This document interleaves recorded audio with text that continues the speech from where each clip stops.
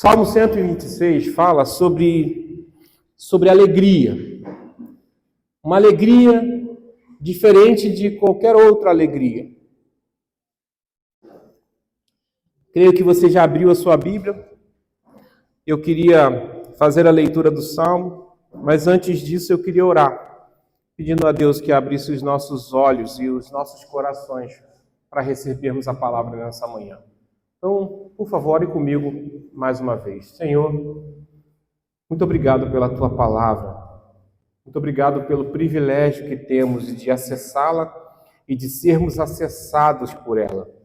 Nesse momento, nós reconhecemos as nossas fragilidades, limitações. Reconhecemos, ó Pai, a nossa insuficiência diante de Ti e de Tua palavra. Clamamos desesperadamente por água viva que vem do Teu trono. Que essas águas possam vir a nós, venha a Tua igreja, Deus, por intermédio da exposição da Tua palavra. Quebra, Deus, o nosso coração, tira as escamas dos olhos, para que vendo, nos convertamos e sejamos semelhantes a Cristo. Em nome de Jesus. Amém. Salmo 126. Diz assim a palavra do Senhor. Acompanhe comigo a leitura. Cântico de peregrinação. Quando o Senhor trouxe os cativos de volta a Sião, foi como um sonho. Então, a nossa boca encheu-se de riso e a nossa língua de cantos de alegria. Até nas outras nações se dizia: o Senhor fez coisas grandiosas por este povo. Sim, coisas grandiosas fez o Senhor por nós. Por isso estamos alegres. Senhor, restaura-nos, assim como enches o leito dos ribeiros no deserto. Aqueles que semeiam com lágrimas, com cantos de alegria colherão. Aquele que sai chorando, enquanto lança semente, voltará com cantos de alegria, trazendo os seus feixes. Até aqui. Esse, então, como disse, faz parte desse bloco de salmos chamados de salmos de peregrinação. Salmos esses que são do 120, do salmo de número 120 até o salmo de número 134. Nós estamos, então, numa série de sermões em cima desses salmos. Então, semana após semana, nós observamos um salmo. E o salmo deste domingo é o salmo 126. Esse salmo fala sobre uma alegria, fala sobre ser alegre. Todos nós queremos experimentar ou ser alegre, experimentar alegria ou ser alegre. E esse é um chamado para o cristão. O cristão, ele é chamado a ser imitador de Cristo. E, baseado na Bíblia, nós podemos afirmar que é impossível que alguém seja semelhante a Jesus, vivendo uma vida triste, ou uma vida com ausência dessa alegria. Porém, é importante que nós façamos uma definição clara sobre a alegria. Quando nós nos referimos à a alegria do povo cristão, a alegria da salvação, quando afirmamos ser um povo alegre, nós não estamos falando dessa alegria que o mundo mostra. Não é uma alegria de dancinha de TikTok. Hoje, nós vemos muito isso. Você vê como essa pessoa é alegre? Porque nas redes sociais elas vivem fazendo dancinhas. Dancinhas que manifestam uma alegria. Só que quando a câmera desliga, a alegria se esvai. Não é uma alegria de rede social. Alegria essa que é compartilhada. Compartilhamentos esses que são apenas de momentos felizes. Quando não estamos compartilhando, estamos para baixo, depressivos e amuados. Essa, então, é a alegria que a Bíblia nos empurra para se viver. Essa é a alegria que o cristão é chamado a experimentar. É uma vida alegre. Nós somos o povo mais feliz da terra. E é assim que nós deveríamos viver. Por muitos e por muitos anos se imaginou que o cristão era alguém cabisbaixo, triste. Se tocasse uma música, ele tinha que se reprimir, teria que ser alguém sério, sisudo. Irmãos, em várias ocasiões na Bíblia, nós vemos o povo de Deus se alegrando e regozijando diante do seu Deus. Para que nós entendamos este salmo, nós precisamos observar o seu pano de fundo. E o pano de fundo desse salmo é o texto de Esdras, o escriba. Então, o livro de Esdras traz a história por detrás deste salmo. Esdras e Neemias, que foram os personagens bíblicos que viveram na ocasião que ocasionou, ou que experimentaram a vida que ocasionou o relato do Salmo 126. Há inclusive uma tese de que o autor do Salmo, que para nós é desconhecido, seja o próprio Esdras, o escriba. Pois ele escreve em seu livro a alegria que ele experimentou nesse retorno, como diz o verso 1. Porque nós estávamos como quem sonha, quando fomos trazidos pelo Senhor de volta a Sião. Para que nós entendamos, então, o pano de fundo que está no livro de Esdras, a gente precisa entender um pouco da história desse povo. Nós estamos falando do povo de Israel. Esse povo de Israel que foi o povo que Deus escolheu, que teve diferentes momentos em sua trajetória. E ao longo de sua trajetória ele experimentou diferentes ocasiões. Então, partindo de Moisés, que foi aquele instrumento de Deus para retirar o povo do Egito como escravo, nós percebemos que logo após a saída do Egito, esse povo entra na terra prometida, essa terra que havia sido prometida por Deus quando eles saíssem do Egito. Então eles saem e são introduzidos nessa terra por intermédio de Josué, que foi o instrumento de Deus para nessa ocasião. Esse povo, então, passa a habitar essa terra prometida, essa tão sonhada terra essa que manava leite e mel, terra farta, terra boa.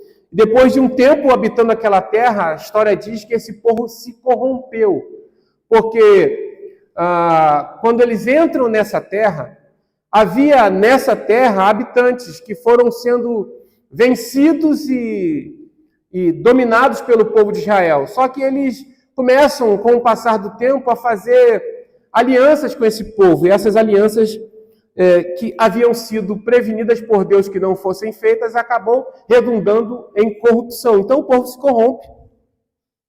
Nesse período, Deus levanta juízes esses que anunciam um juízo vindouro em virtude dessa falta de arrependimento.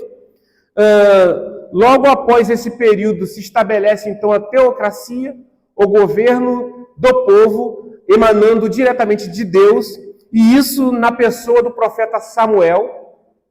O povo se cansa desse modelo de governo teocrata e pede para si um rei como tinha as outras nações.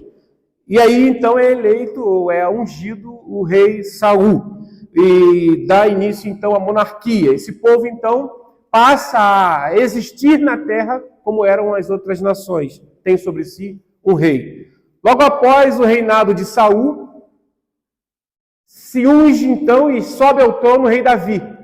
Davi reina, conquista várias nações e, em seguida, dá lugar ao seu filho, Salomão. No reinado de Salomão, esse reino de Israel, ele atinge o seu apogeu, o seu ápice, tornando-se então a maior potência do mundo, dominando todos os reis da terra e reinos. Israel, então, durante o período de Salomão, ele então alcança esse ápice, tornando-se a maior potência do mundo. Esse povo, por intermédio da corrupção de seu rei, Salomão, se corrompe, como era de costume. E ao se corromper, o reino se divide. E a gente passa então a perceber o período que a gente chama de período do reino dividido. Reino do Norte e Reino do Sul. Nessa mesma ocasião, surge o período dos profetas. Os profetas que vêm profetizando contra essa corrupção que se instala no meio do povo. Há profetas para o reino do sul, há profetas para o reino do norte. Esses profetas profetizam então que se esse povo não se arrependesse, Deus traria castigo, juízo sobre eles.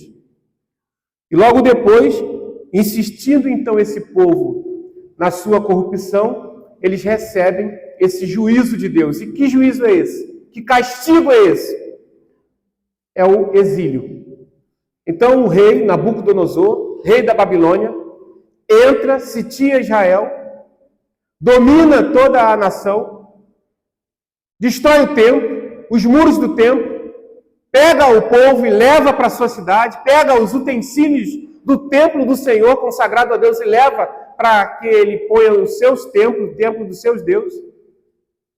E então esse povo passa a viver numa terra estranha, exilado, escravizado, subjugado sob uma outra nação. E esse é o período então chamado período do exílio. Período esse que a história vai dizer que durou 70 anos.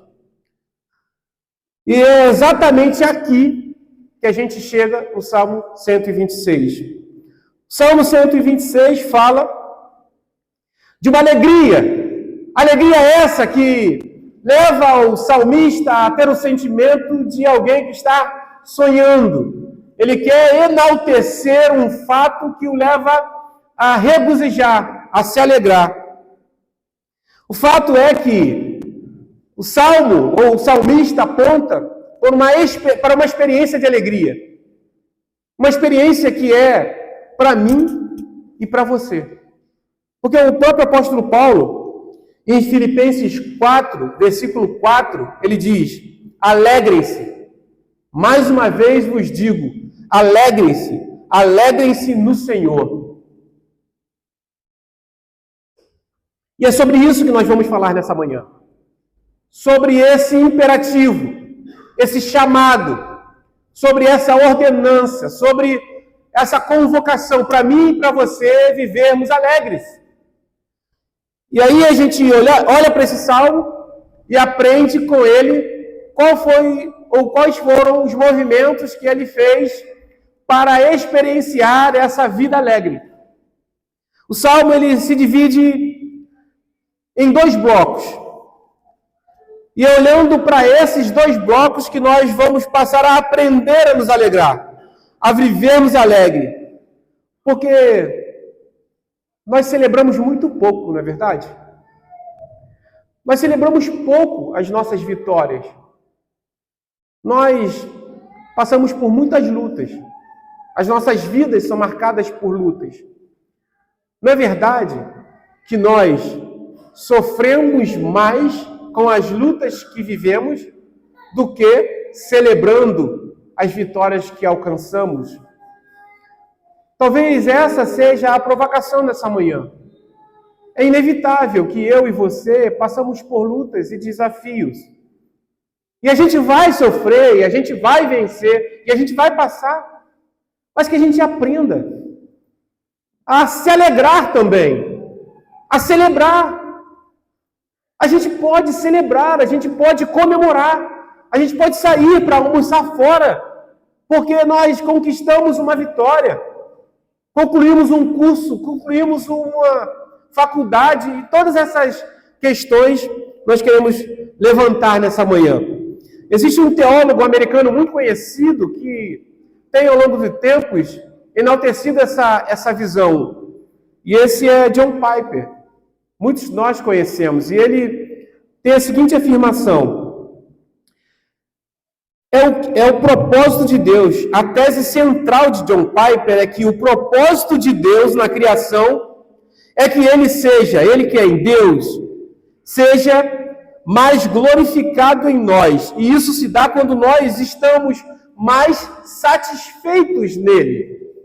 Então, para Piper, era uma equação muito simples. Fomos chamados para a glorificação de Deus.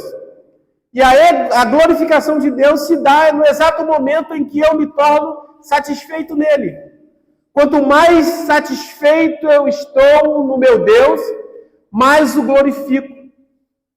Talvez então a razão de nós glorificarmos pouco a Deus, talvez a razão então de nós nos alegrarmos pouco naquilo que a cada dia temos recebido dele, seja o fato de que em nosso coração reside essa insatisfação contínua, essa insistente queixa.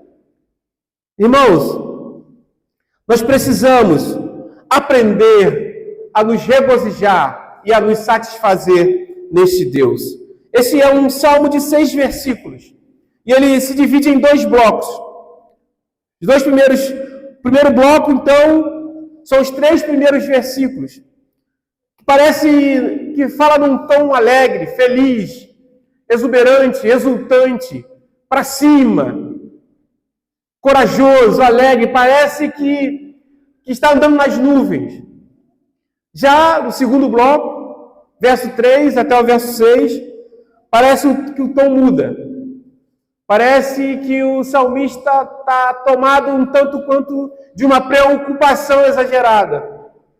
Mas mesmo assim, nos 2 blocos, ele aponta para essa vida feliz, para essa alegria que nós somos chamados a experimentar. Então, olhando para esses 2 blocos, nós queremos aprender essa manhã como o salmista faz para viver alegre. Primeiro, alegria pelo que o Senhor fez. Ele se alegra, então, pelo aquilo que o Senhor realizou nele e em seu povo. Em segundo lugar, olhando para o segundo bloco, versos 4 a 6, nós aprendemos que o salmista se alegra pelo que o Senhor fará. Então, basicamente, nessa manhã, o que nós vamos tratar é sobre alegria. E o movimento, olhando para o salmista, que nós devemos fazer todos os dias, é esse. Olhar para trás e olhar para frente. Então você crente, você que está aqui nessa manhã, que tem dificuldade em se alegrar, que tem uma inclinação natural ao mal-humorismo, se existe essa palavra, ou ao ser mal-humorado, você precisa então aprender a fazer esse exercício. Olhando para trás e olhando para frente. Olhando para trás, para tudo aquilo que já aconteceu na sua vida, para tudo aquilo que Deus já fez, e olhando para frente, com a firme expectativa daquilo que temos para receber ainda, para aquilo que o Senhor vai nos fazer. Então, versos 1 e 3, ele fala assim: quando o Senhor trouxe os cativos de volta a Sião, foi como um sonho. Então a nossa boca se encheu de riso e a nossa língua de cantos de alegria. Até as outras nações diziam: olha, o Senhor fez grandes coisas por esse povo. E nós afirmamos, verso 3, sim, coisas grandiosas fez o Senhor por nós. Por isso, estamos alegres.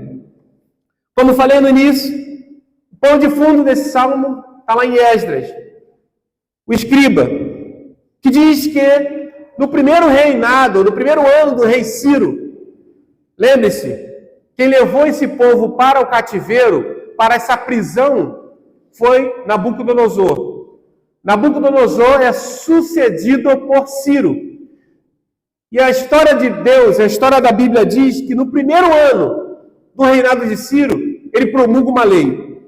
Ciro, então, escreve uma lei. E essa lei dizia assim, dizia que esse povo que estava lá podia voltar para sua terra. Ele disse: agora chegou o tempo de vocês voltarem para casa. Podem voltar. E a alegria do salmista, que dá a ele essa sensação de quem sonha, porque pensa, essa figura de linguagem tem a intenção de esclarecer ou trazer para nós hoje, pessoas do século 21, o que o salmista sentia, o que habitava o seu coração, qual era o seu sentimento. Todos nós já sonhamos. Sabe quando você tem um sonho bom, um sonho gostoso, aquela sensação de que não era para me ter acordado. E às vezes a gente insiste em querer ficar sonhando, voltar a dormir, tentar sonhar a mesma coisa de novo, mas não consegue. Essa figura de linguagem do salmista dizendo, cara, é como um sonho. É como se nós estivéssemos sonhando. tem a ver não simplesmente com o fato deles terem sido liberados para voltar, mas como foi feito. Porque a lei que o rei Ciro promulga dizia que os vizinhos dos israelitas, eles deveriam contribuir para esse retorno. Então, o rei Ciro, ele não apenas libera o povo, mas ele diz: vocês não vão sair daqui de mão vazia. Os seus vizinhos vão dar ouro e prata e todos os utensílios que puderem para ajudar no seu retorno. Além disso, a lei dizia que a reconstrução, a manutenção dos trabalhadores do templo e dos muros seria financiada pelo reino. A coroa estaria pagando para eles trabalharem lá, reconstruir o seu templo e os seus muros. Todo necessário o rei Ciro promulga, e todo necessário deveria ser entregue a eles diariamente. Os utensílios do templo, lembra? Aqueles utensílios que Nabucodonosor tomou do templo de Israel, todos foram devolvidos para o templo do Senhor dos Exércitos. Todos esses utensílios deveriam ser devolvidos. E mais, as autoridades locais não deveriam interferir na obra para que essa não parasse. Então o salmista, ele diz que estava como quem sonha, porque o Senhor fez mais e além do que eles imaginavam ou pensavam. Percebam, havia sim uma promessa. Jeremias profetizou ao povo dizendo: fiquem aqui, se casem, construam aqui no exílio, porque vocês vão ficar aqui 70 anos. Então existia a promessa do retorno. Eles sabiam que eles iam sair daquele lugar e iam voltar para sua terra natal. Mas eles não imaginavam que Deus lhes faria muito mais. E foi o que Deus fez. Por isso eles estavam como quem sonha. Porque Deus mandou-lhes de volta, mas não os mandou de mãos vazias. E eu quero, inclusive, incentivá-los a ler o livro de Esdras. Tem 10 capítulos. Você lê numa tarde. E é tão bela a história de ver como Deus moveu o coração do rei Ciro, que era um rei ímpio, para ajudar esse povo a voltar para casa. E esse era o sentimento do povo. Estamos voltando para casa, para o nosso lugar de adoração. Esse era um povo que tinha sido liberto do Egito para adorar na Terra Prometida. Esse era um povo, de todos os povos da terra, eleito por Deus para adorá-lo. E eles estavam fora de casa, sem o seu templo, símbolo maior de sua adoração. Quando eles têm a possibilidade de voltar, eles estavam como quem sonha. O retorno do exílio foi algo extraordinário. Era algo prometido, porém improvável. Era improvável que o rei lhes concedesse tantas bênçãos. Porém, Deus, a palavra de Deus em Esdras diz que Deus moveu o coração de Ciro. Irmãos, quantos extraordinários têm acontecido na minha e na sua vida? Quantos milagres, quantos livramentos, quantos improváveis têm se tornado real. E nós não temos vivido como quem sonha.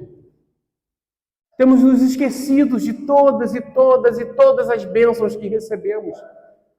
Irmão, semana após semana, nós falamos aqui sobre o fato e a verdade de que tudo que temos, tudo que somos, tudo que almejamos ser, vem do alto. Pois a palavra de Deus diz que ninguém pode ter nada, se do alto não lhe for dado.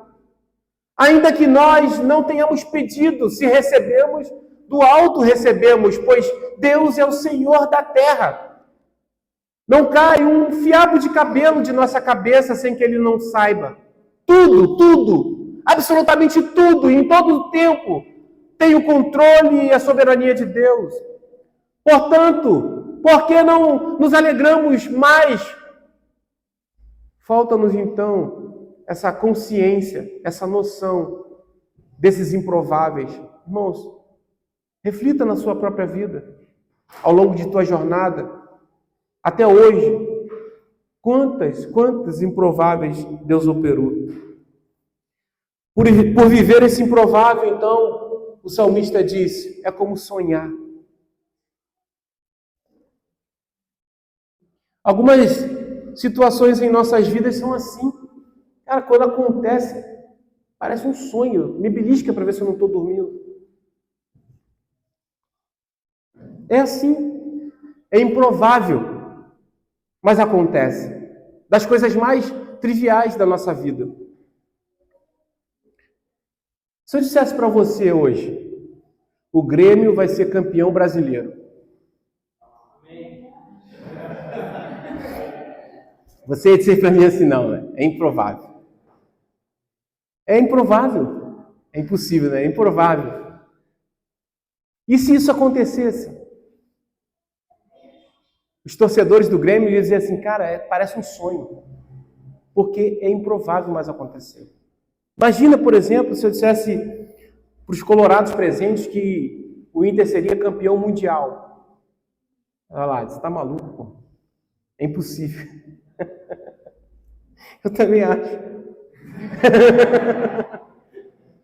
Mas se acontecesse, os colorados iam estar dizendo, cara, isso parece um sonho. É algo que extrapola o limite da emoção. Porque faz a gente chorar, faz a gente cantar, faz a gente pular, abraçar quem a gente não conhece. São sobre essas coisas que acontecem na nossa vida. E como óbvio, eu não poderia dizer, da mesma forma o Flamengo. Já estavam esperando, né? Gente, o Flamengo em 2019 me fez sonhar. Cara, que coisa... A gente vinha de uma série de humilhação. A gente estava sendo humilhado lá na Babilônia.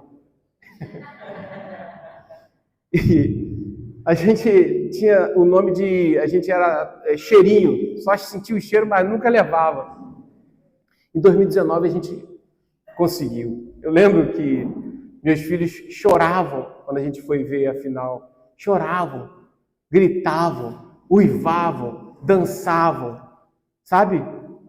Era algo improvável que aconteceu. Era improvável. E aconteceu. Quantas improváveis na nossa vida a gente deixa passar despercebido? O dia do seu casamento. Cara, pensa. Você desfavorecido. Deus foi gracioso com você. Cara, isso é improvável. E nós nos esquecemos desses fatos que ao longo da nossa vida Deus vai realizando. Pensa no dia do nascimento do seu filho. O primeiro contato visual que tu fez com ele. Quando no momento do parto você pôde contemplar aquela vida que Deus havia lhe agraciado. Cara, que coisa ímpar na vida. Improváveis que Deus realiza. São momentos que faz com que a gente se sinta sonhando. Isso pode se dar na conclusão de um curso. Cara, quantos de nós sofremos na faculdade para concluir, quando concluímos, a gente sente aquele alívio nos ombros. É como sonhar. A conquista de um emprego tão desejado. E, acima de tudo, o dia em que nós fomos alcançados por essa graça. O dia da nossa conversão. Não há nada mais improvável que isso. Pois nós éramos inimigos de Deus. Eu me lembro que quando eu tinha 17 anos, minha mãe me obrigava a ir à igreja. E eu não acreditava e não queria. E minha mãe falava, não, você vai. Mas mãe, eu não acredito no que você fala. E a minha conversão era algo improvável. Talvez só a minha mãe, das pessoas na terra, acreditavam que isso seria possível. E eu fiz um acordo, minha mãe fez um acordo comigo, dizendo, eu queria ir para o baile, e minha mãe queria que eu fosse para a igreja. Ela falou, não, você só vai para o baile na sexta se você for para a igreja no domingo. Ou você vai na igreja comigo, ou você não vai no baile. É o mínimo que eu faço. Eu falei, tá bom, mãe, vamos fazer assim. Como se eu pudesse escolher. E foi feito assim. E a cada culto que eu ia, mesmo sendo entediante, aquilo parece que foi penetrando no meu coração, me fazendo refletir sobre quem eu sou, sobre quem Deus é. Aquilo foi, não num passe de mágica, ou instantaneamente, mas processualmente foi se tornando claro diante dos meus olhos.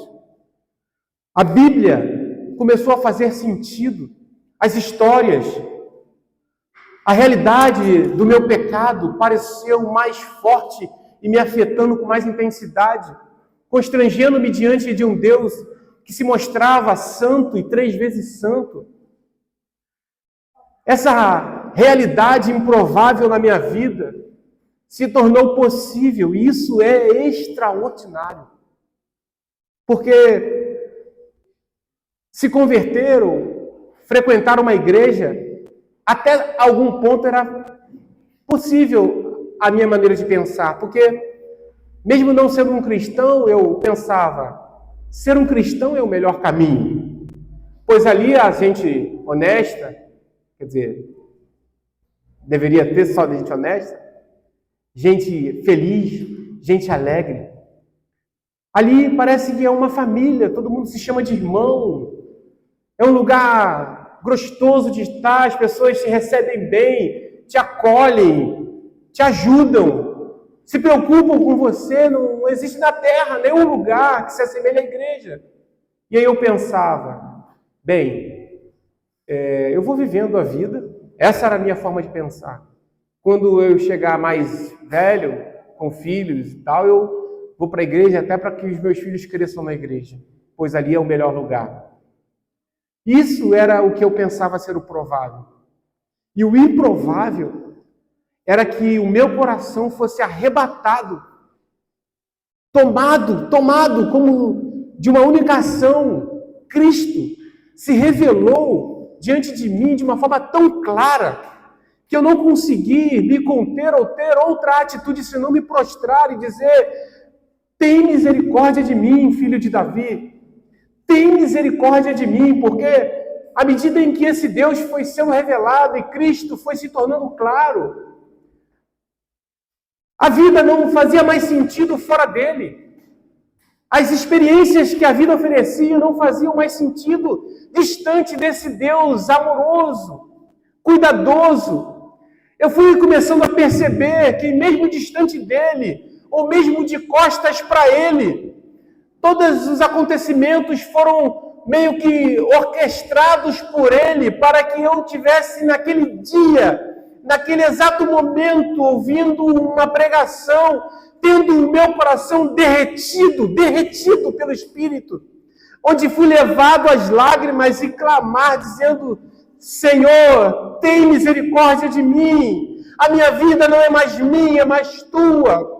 De agora em diante eu entrego em tuas mãos a minha vida, e que seja feita a tua vontade, não mais a minha. Pois até hoje, enquanto quis seguir o meu coração ou a minha vontade, eu sempre me frustrei, eu sempre tive que me arrepender, mas agora não, Senhor. Toma o leme da minha vida, se assenta no trono do meu coração e que a minha vida seja tua, pois não faz sentido uma vida longe de ti. Isso foi aquilo que mais extraordinário aconteceu na minha vida.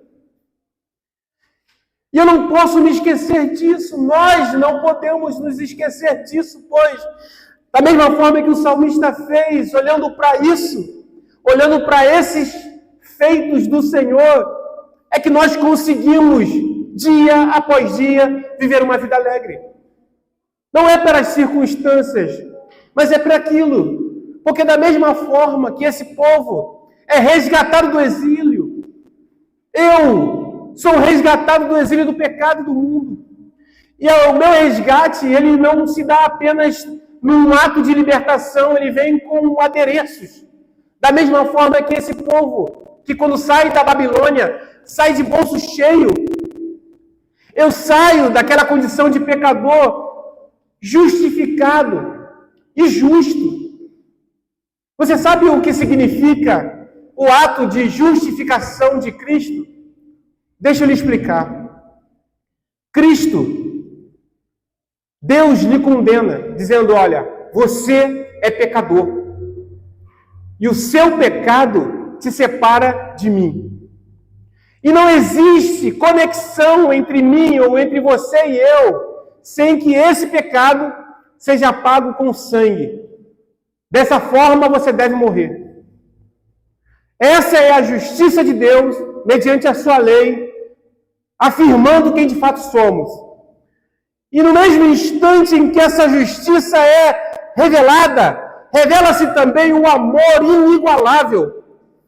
Pois Deus, desejando nos salvar, diz, você é passivo de morte. Porém, eu jogo sobre os ombros do meu filho, na cruz, o castigo que era destinado a você. E você agora passa a receber a justiça e os méritos e os benefícios daquele que era o meu filho sobre você. Sabe, de forma bem simples, o que isso significa? Significa que é o mesmo que dizer que eu deveria morrer, porque cometi um grande pecado. Porém, sem que eu esperasse, viesse um milionário, alguém muito rico, e dissesse, não, Vlad, eu vou morrer no seu lugar. E mais do que isso, a minha fortuna será dada a você. Eu morro no seu lugar, e além de morrer, você herda a minha herança. Isso é o que Cristo faz e fez por nós. E é por isso que nós podemos viver alegres, porque recebemos dele um dom imerecido, isso se chama graça. E o esquecimento disso nos leva a uma vida morna, entristecida, amuada, rancorosa e ausente de alegria. Essa é a atitude do salmista. Diante de todos esses fatos, diante de todas essas realidades, nós temos que ter uma atitude, sim, de alegria. Irmãos, lembra quando não éramos cristãos? Ele nos resgatou do inferno. Nós, ou todos aqueles que não foram alcançados por essa graça, caminham a passos largos para o inferno, de costas para Deus. E Ele, de forma amorosa, resgata-nos. E nós não podemos nunca nos esquecer desse resgate. Viver aquilo, viver isso, foi como sonhar. Eu me lembro do dia em que eu estava na igreja e no momento de louvor eu fui tomado de tanta emoção, afetado pela presença de Deus, que eu em lágrimas eu clamei, Senhor, tem misericórdia de mim. E aquela experiência para mim foi como se estivesse sonhando. Eu não queria saber de mais nada. Minha mãe, na época, que já era uma cristã, dizia, Vlad parece ter enlouquecido. Eu queria só saber de igreja. Eu queria só saber de Cristo. Eu ia para a igreja de manhã, de tarde, de noite. Aquilo era algo que tinha feito uma total diferença na minha vida. Quando estamos assim, irmãos, nós precisamos ter a seguinte resposta. Quando estamos como quem sonha, quando estava como quem sonha, o salmista disse, sim, foi o Senhor. Percebam o que acontece, por exemplo, no verso 2. No verso 2 diz assim, ó, a alegria dessa gente era tão grande que até as outras nações diziam, grandes coisas fez o Senhor por eles. Percebe o quanto a nossa alegria evangeliza? Proporcionalmente oposta à nossa tristeza, dá um mau testemunho. O nosso rancor, a nossa falta de alegria no dia, como cristãos, dá um péssimo testemunho. Então eu queria te desafiar, irmãos, a olhar para trás, a perceber os improváveis e a viver feliz. As pessoas sabem que somos cristãos e elas estão o tempo todo olhando para a gente. Então, amanhã, de manhã, quando você chegar no trabalho, que a maioria das pessoas estiverem para baixo, amuadas, dizendo, segunda-feira é fogo. Você vai dizer, glórias a Deus. Você vai demonstrar uma atitude alegre. Não por causa da segunda-feira. Talvez você esteja cansado. Mas o que te move é aquilo que Deus fez por você ao te tirar da Babilônia. E isso foi o que vai dar um testemunho sobre o seu proceder cristão. Muitas vezes, o não cristão vai ler a sua atitude e vai abrir o seu ouvido para ouvir a sua pregação. Portanto, seja alegre olhando para todos os improváveis que Deus realizou na sua vida. Segundo bloco, fala sobre alegria que o Senhor fará. Verso 4 ao 6. Senhor, restaura-nos, assim como enches o leito dos ribeiros no deserto. Aquele que semeia com lágrimas, com cantos de alegria colherão. Aquele que sai chorando enquanto lança semente, voltará com cantos de alegria, trazendo os seus feixes.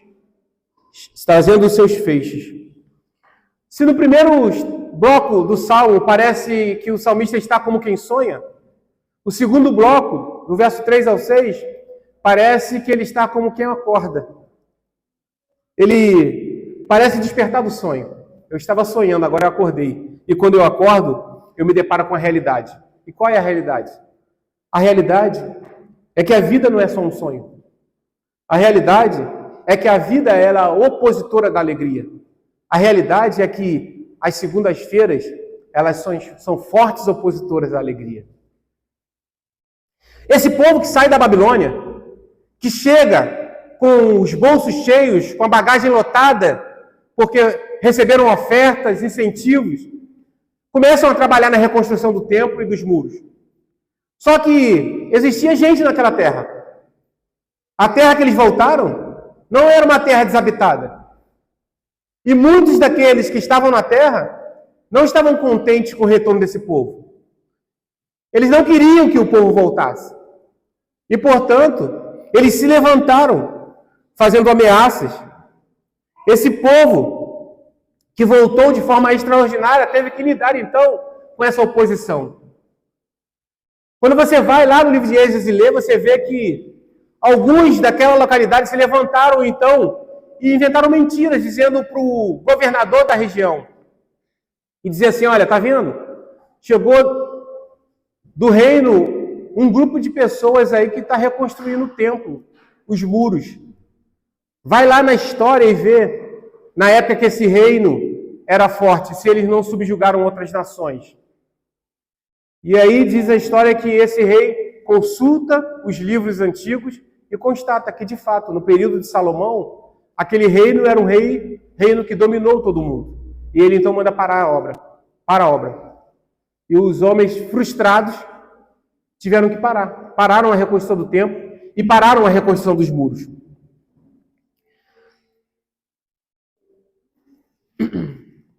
Quando se levanta um profeta e profetizando diz para que a obra voltasse. Profeta Ageu. E aí esse povo então manda uma carta para o rei Ciro. Ou melhor, ele manda uma carta para o governador e diz assim, ó, consulta a lei promulgada pelo rei Ciro em seu primeiro ano de mandato. E eles foram lá e leram. E de fato, o rei Ciro havia promulgado uma lei permitindo que a obra continuasse. E aí a obra volta a acontecer. Essas verdades, esses acontecimentos trazem algumas verdades para nós. Primeira delas, o rei Ciro, preste atenção, lá no primeiro capítulo de Êxodo, ele quando assume o trono, a primeira das coisas que ele faz é liberar o povo. Isso dá-nos uma noção de como esse povo vivia, porque Ciro não era um israelita. Ciro era um cidadão babilônico. Quando ele sobe o poder, ele conhecia Israel, conhecia a história do templo, conhecia a destruição do templo e conhecia o Senhor, porque o próprio Ciro fala: vocês estão liberados para voltar e reconstruir o templo, os muros do Senhor nosso Deus. Isso fala sobre o testemunho do povo, que mesmo no meio da Babilônia, continuavam a viver as suas vidas como israelitas. Percebem? Se esse povo, que ainda na Babilônia, não estivesse testemunhando do Senhor, não estivesse vivendo para a glória de Deus, com certeza o rei Ciro não saberia da história. O rei Ciro não seria o instrumento de Deus para a restauração desse povo. E é muito fácil nós constatarmos que uma das razões pelo qual o rei Ciro promulgou essa lei foi o fato dele, em sua jornada, ainda não como rei, ter visto esse povo amar o seu Deus mesmo em terra estranha. Isso fala muito a mim e a você, irmãos. Porque, como eu acabei de falar, a nossa vida teve vários extraordinários que eram impossíveis ou improváveis. E quando nós estávamos como quem sonha, nós não queríamos nada mais além de Cristo. Eu ia para a igreja de manhã, de tarde e de noite. Eu lia a Bíblia todos os dias. Só que o tempo foi passando. O sonho foi parecendo distante. E o meu proceder foi esfriando. A minha prática de vida cristã foi definhando. E ao longo dos anos eu não me via mais tão frequente na igreja. Porque eu estava a anos de distância daquele acontecimento tão maravilhoso. E é por isso que muitas das vezes nós não vivemos alegres. Porque permitimos que os extraordinários e os acontecimentos maravilhosos de Deus na nossa vida se distanciem. Eles não precisam ter acontecido ontem para estarem presentes na nossa vida. Eles precisam estar na nossa lembrança. Temos amnésia. Você lembra o que você comeu hoje quando você acordou? Se você não comeu nada, você lembra que você acordou bem? Foi Deus que permitiu. Você lembra que você teve uma semana produtiva? Nenhum mal te aconteceu. Você saiu e voltou e não foi assaltado, não foi agredido, não recebeu uma bala perdida, quer dizer, não está no Rio, né? Não, você não foi assaltado. Percebam que todos esses fatos, ou todos esses fatores, são acontecimentos que vão nos ajudar a viver uma vida feliz, porque não são as circunstâncias, porque esse povo que estava sonhando, quando chega na reconstrução do templo, tem que lidar com esses desafios. Gente que se opõe, gente que resiste, gente que quer fazer a obra parar. Era isso que estava acontecendo. E o que o salmista faz? Ele clama ao Deus e dizendo: Senhor, restaura-nos, assim como enches o leito dos rios no deserto. Há versões que falam sobre o Negueb, que era como rachaduras no chão, ou pequenas brechas que durante o período da seca ficavam realmente secas. E ele clama para que Deus possa irrigar novamente aquela terra. E essa irrigação se dava quando a chuva acontecia nos montes. Chovia no alto das montanhas e a água vinha minando pela terra até que todo aquele lugar seco, ressequido, fosse novamente inundado e irrigado, produzindo vida. E aí o salmista fala sobre um proceder de alguém que está diante de um cenário desfavorável, porque ele fala assim: aqueles que semeiam com lágrimas, com cantos de alegria colherão. Faz alusão ao semeador que lança semente. Uma outra verdade que nós aprendemos com o salmista é quando olhamos para a história, porque o retorno do povo da Babilônia, ele não foi integral, ou não foi 100%. Uma parte do povo voltou da Babilônia para a reconstrução do templo e outra parte ficou. E os estudiosos defendem que esse tom que muda, esse tom que baixa, esse despertar do sonho, tem a ver com pessoas que eles sentiam falta no seu convívio. É como se eles estivessem vivendo um momento agradável sem a presença daqueles a quem eles conviveram na Babilônia. Falta gente do nosso povo. Falta minha gente aqui ainda. E isso que ele estava sentindo aqui. Por isso o tom baixa. Então ele vive como quem sonha. Porém, viver como quem sonha não leva a uma atitude egoísta. O cristão é assim, ou deveria ser. Não é alguém que experimentou a salvação e toca a vida entregando todos os outros perdidos a Deus. Não. Ele é alguém que semeia. Ele é alguém que está preocupado com aqueles que ainda não foram resgatados da Babilônia. Lembre, quantos amigos seus ainda não são cristãos? Quantos parentes da nossa casa, quantos familiares ainda não se reúnem conosco para adorar o Deus vivo? Esses podem ser considerados aqueles que ainda estão na Babilônia. Esses podem ser considerados aqueles que ainda precisam ser redimidos, alcançados por essa graça que te alcançou. Portanto, esse é um desafio meu e seu. Que quando a gente olha para o chão e parece seco, a gente não desanime ao lançar a semente. Percebe a atitude do salmista? Ele olha, terra seca, desfavorável ao plantio. O que ele faz? Ele lança a semente e clama a Deus. Lança a semente e clama a Deus. O chamado para mim e para você, então, é esse. Fomos resgatados, fomos alcançados e nós não podemos deixar de olhar para aqueles que ainda não estão do nosso lado. Que esse também seja um sentimento de pesar em nossos corações. Lança a semente e clame a Deus. Lança a semente e clame a Deus, pois Ele é capaz de fazer com que aquela terra seca e árida se torne fértil e irrigada. Eu e você éramos como essa terra. E estamos aqui. Porque alguém lançou a semente. E porque alguém orou para que Deus irrigasse. Faça isso. O salmista, ele não vive a sua vida e entrega o resto a Deus. Somos resgatados. E temos que buscar aqueles a quem Deus quer resgatar. Quando um amigo de trabalho, ou um irmão, ou alguém próximo a você compartilha uma dificuldade da vida, o que você faz? Você propõe uma solução desse mundo? Você sugere um remédio para que ele tome? Você ora por ele? Você ora com ele?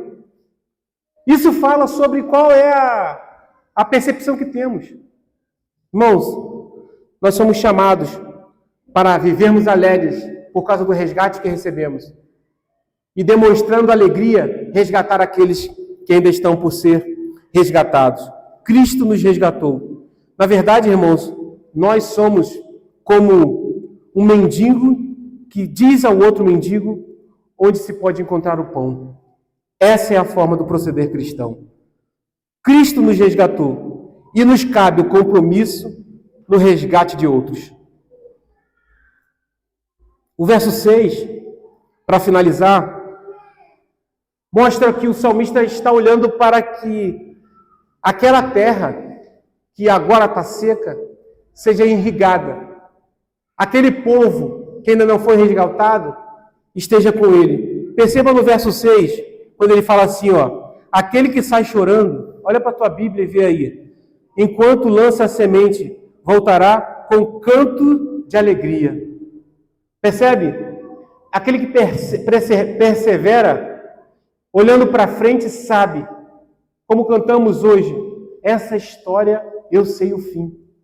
Essa história nós sabemos o fim. Percebe que cantos de alegria no verso 6 é o mesmo termo usado em cantos de alegria no verso 2?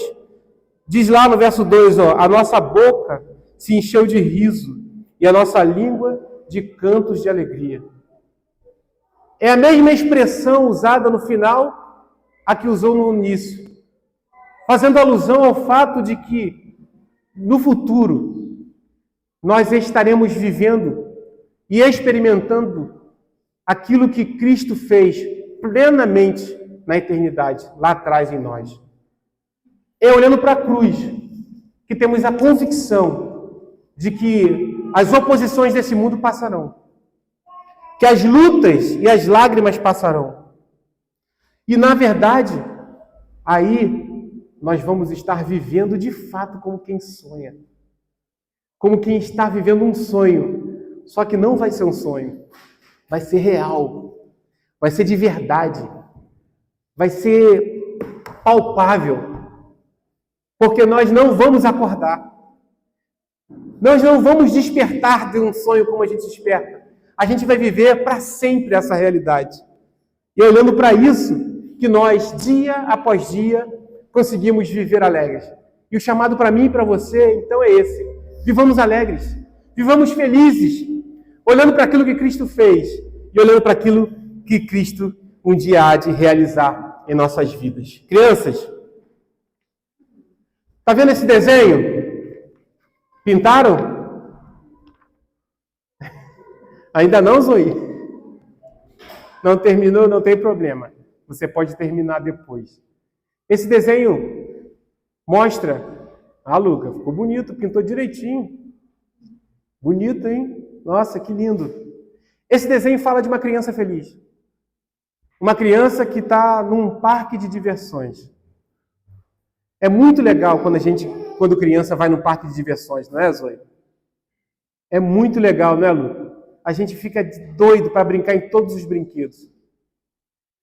A vida cristã é um pouco parecida com isso.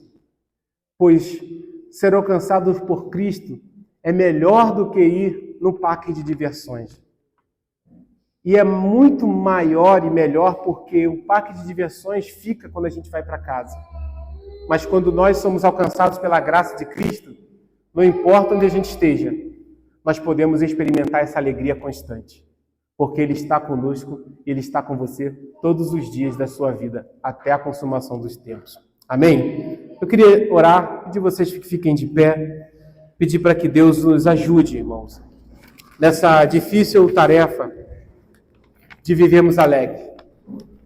Não é fácil,